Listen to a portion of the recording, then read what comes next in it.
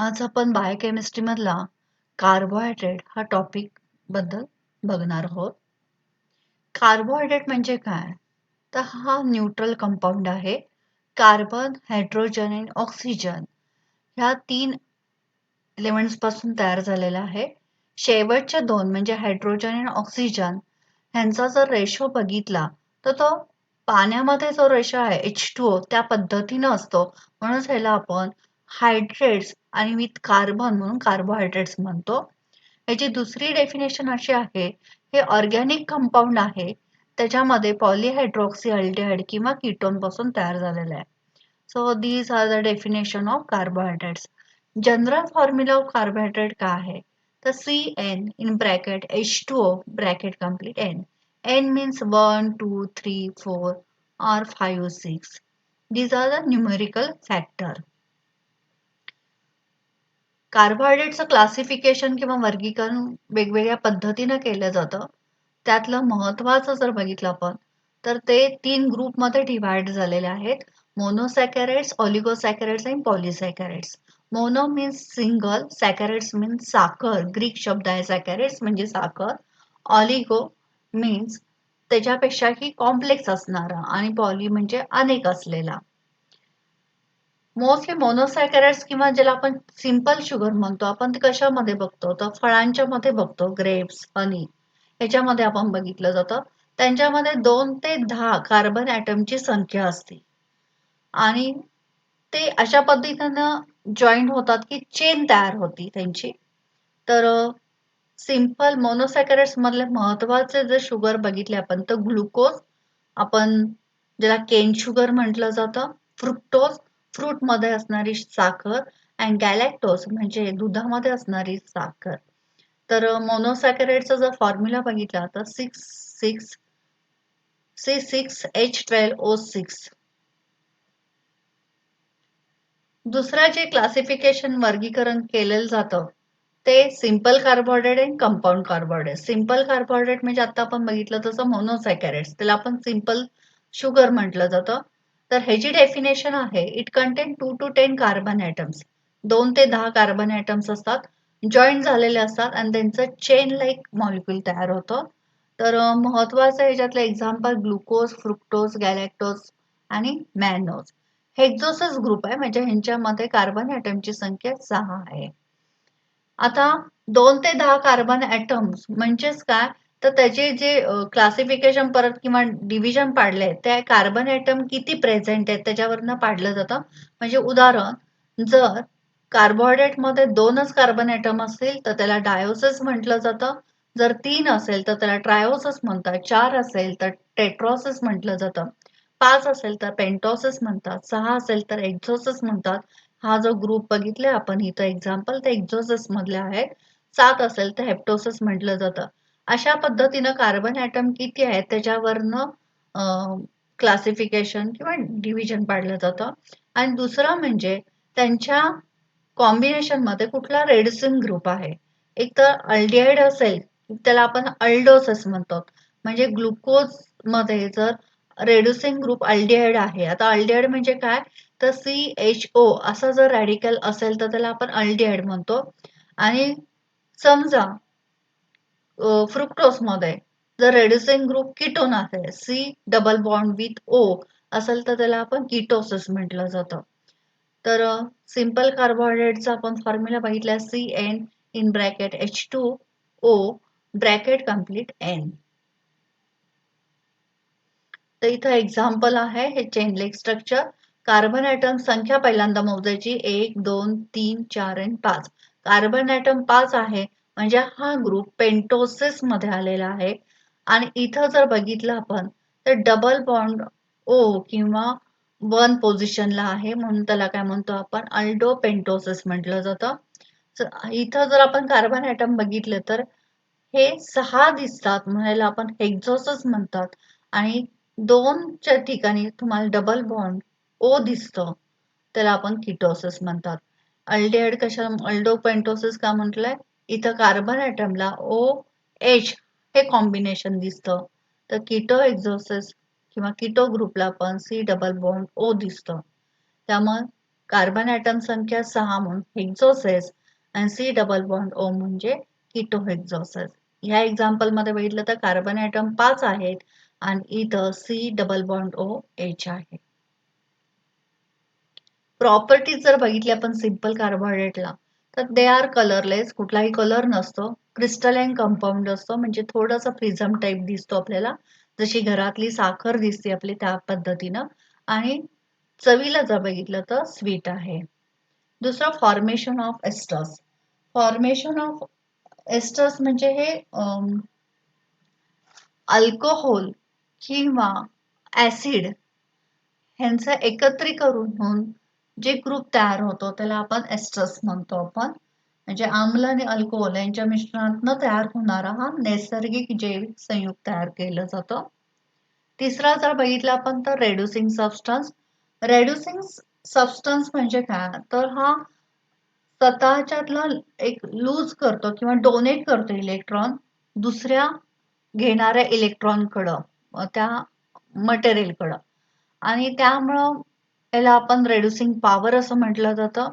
They are easily reduce alkaline copper bismuth silver solution. तर simple sugar are powerful reducing agent आहे. Optical rotation हे plane polarise म्हणजे light मधनं pass होताना polarised मध्ये फिरतात आणि त्यामध्ये एकतर उजव्या किंवा डाव्या फॉर्म मध्ये तयार होतात.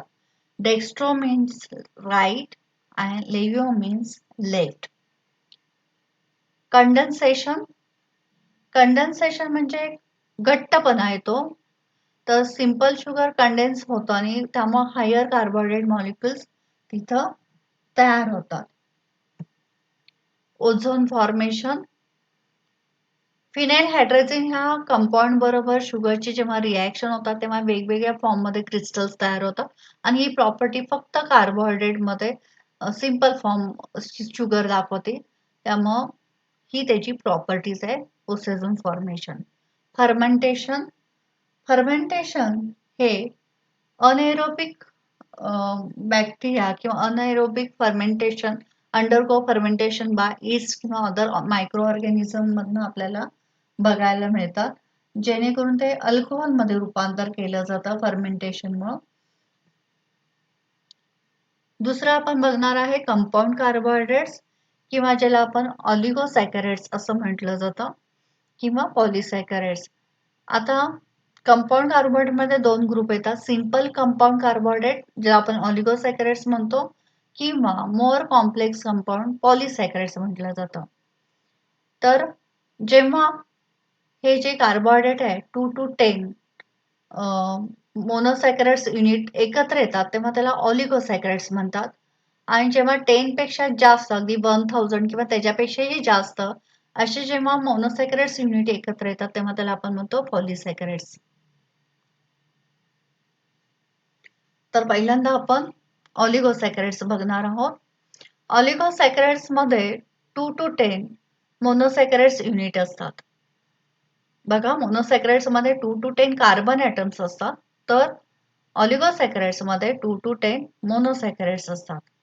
त्यामुळं जर 2 मोनोसॅकॅराइड्स युनिट असतील तर त्याला डायसॅकॅराइड्स म्हणतात, 3 असेल तर त्याला ट्रायसॅकॅराइड्स म्हणतात, 4 असतील तर टेट्रासॅकॅराइड्स म्हणतात. जसं सिंपल शुगर मध्ये हेक्झोसिस ग्रुप महत्वाचा आहे तसं हे ऑलिगोसॅकॅराइड्स मध्ये डायसॅकॅराइड्स ग्रुप फार महत्वाचा आहे. डायसॅकॅराइड्स ह्या डायसॅकॅराइड्स मध्ये दोन मोनोसॅकॅराइड्स एकत्र येतात आणि एक मॉलिक्यूल वॉटरचा निघून जातो. त्यामुळे ह्याचा फॉर्म्युला जर बघितला आपण CN in bracket H2O bracket complete N-1. याचे बेस्ट एक्झाम्पल जर बघितलं तर लॅक्टोज, माल्टोज आणि सुक्रोज. लॅक्टोज हा डायसॅकॅराइड्स आहे म्हणजेच ह्याच्यामध्ये दोन्ही मॉलिक्युल्स हे काय असतात ग्लुकोजचे असतात. वन मॉलिक्युल ग्लुकोजचे असतात आणि अनादर मॉलिक्युल हा गॅलॅक्टोज असतो. हे मिल्क मध्ये बघायला मिळतं. माल्टोज मध्ये मात्र दोन्ही मॉलिक्युल्स हे ग्लुकोजचे असतात आणि सुक्रोज मध्ये बघितलं तर एक मॉलिक्युल हा ग्लुकोज असतो तर दुसरा मॉलिक्युल हा फ्रुक्टोज असतो. हे सगळ्यात चीप फॉर्म्स आहे शुगर फॉर्म ह्याच्यातले. डाएट मधलं आपण जर बघितलं तर महत्वाचा हा रोल डाएट मधला आहे. Plant juices, sugar cane, sugar maple, pineapple, sugar beet ह्याच्यामध्ये हे आपल्याला बघायला मिळतं. ट्रायसॅकॅराइड्स त्याच्यामध्ये 3 मोनोसॅकॅराइड्स असतात. एक्झाम्पल बघितलं तर मॅनोट्रायोसिस, रॅबिनोस, रॅमिनोज. आता हे जे ऑलिगोसॅकॅराइड्स आहेत हे क्रिस्टलाइन आहे, वॉटर सोल्युबल आहे आणि स्वीट टू टेस्ट आहे. जे सिंपल मोनोसॅकॅराइड्स मध्ये आपल्याला बघायला मिळतात. त्याच्यानंतर बघणार आहोत ते म्हणजे पॉलिसॅकॅराइड्स किंवा ज्याला आपण मोअर कॉम्प्लेक्स कंपाऊंड असं म्हटलं जातं. तर पॉलिसॅकॅराइड्स मध्ये जवळजवळ 10 पेक्षाही जास्त मोनोसॅकॅराइड्स युनिट एकत्र येतात तेव्हा त्याला आपण पॉलिसॅकॅराइड्स म्हणतो आपण. त्यांच्यामध्ये कुठलीही रेड्युसिंग पॉवर नसते किंवा कुठलेही ओसेजन्स क्रिस्टल्स तयार करत नाही. स्वीट टू टेस्ट नाही येते. Water some are water soluble म्हणजे cellulose, some are soluble only in hot water म्हणजे स्टार्च आहे आणि सम आर इनसोल्युबल. त्यांचा जर फॉर्म्युला बघितला आपण तर in bracket carbon atom 6H10O5 bracket complete N. तर एक्झाम्पल स्टार्च आहे, ग्लायकोजन आहे, डेक्स्ट्रिन्स आहे, सेल्युलोज आहे, इन्युलिन आहे. स्टार्च बद्दल बघणार आहे. पॉलिसॅकॅराइड्स मधला महत्वाचा जर घटक बघितला तर हा स्टार्च आहे. प्लांट आणि पासून हा मोस्टली तयार होतो आणि ग्लायकोजन मध्ये आपल्याला म्हणजे ग्लायकोजन सारखा रोल ते बघायला मिळतो ॲनिमल मध्ये. हे मेन कॉन्स्टिट्युएंट्स आहे ग्रेन म्हणजे फूड ग्रेन्स मध्ये बघायला मिळतात. म्हणजे राईस, व्हीट, गहू, ज्वार ह्यांच्यामध्ये बघतात. इनसोल्युबल इन कोल्ड वॉटर आहे आणि वरून सेल्युलोज लेअर असल्यामुळे ग्रॅन्युलच्या वर बॉइलिंग केल्यानंतर ते रप्चर होतं आणि त्याच्यानंतर त्यातलं स्टार्च जे आहे ते आपल्या वॉटरमध्ये जाऊन एक कोलायडल सोल्युशन म्हणजे एक थोडंसं जेल टाईप सोल्युशन आपण ज्याला म्हटलं जातं असं दिसतं, फाईन दिसत नाही. आयोडीन बरोबर रिॲक्शन बघितलं तर ब्ल्यू कलर होतं आणि रेड्युसिंग पॉवर नाही आहे किंवा टेस्टलेस आहे. सेकंड आपण बघितलंय ग्लायकोजन. जसं स्टार्चला प्लांट म्हटलं जातं स्टार्च, तसं ग्लायकोजनला ॲनिमल स्टार्च म्हटलं जातं. हे लिव्हर आणि मसल्समध्ये ॲनिमलच्या बॉडीमध्ये स्टोअर केलं जातं. ग्लायकोजन हे प्लांटमध्ये असं बघायला मिळतं पण क्लोरोफिल वगैरे असं बघायला मिळत नाही ईस्ट किंवा फंगाई ह्याच्यामध्ये. ग्लायकोजन हे वॉटर सोल्युबल आहे, मेक्स आहे ओपल्सन्स म्हणजे थोडंसं अपारदर्शक सोल्युशन तयार करतं. आयोडीन बरोबर ह्याचा कलर जर बघितलं तर रेडिश कलर आपल्याला बघायला मिळतो. नंतर जे आहे ते डेक्स्ट्रिन आहे. नॅचरली ऑकर होत नाही. हा स्प्लिट प्रॉडक्ट आहे. स्टार्च डायजेशन मधला इंटरमिडिएट हा प्रॉडक्ट आहे. नंतर नेक्स्ट सेल्युलोज. सेल्युलोज हा स्टेबल इनसोल्युबल कंपाऊंड आहे. प्लांटमध्ये मुख्य हा सापडतो आपल्याला आणि म्हणजे ॲनिमल मध्ये बघायला मिळत नाही. हा व्हेजिटेबल फूड्स मध्ये मोस्टली बघतो आपण.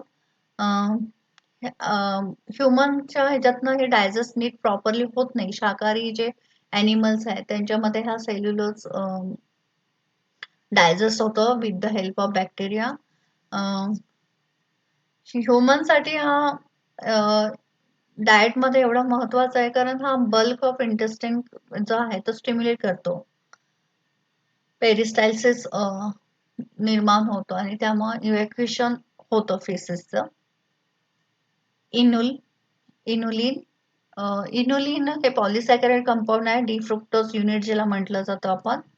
तर हे व्हाईट क्रिस्टलाइन पावडर आहे. हा readily soluble in hot water आहे.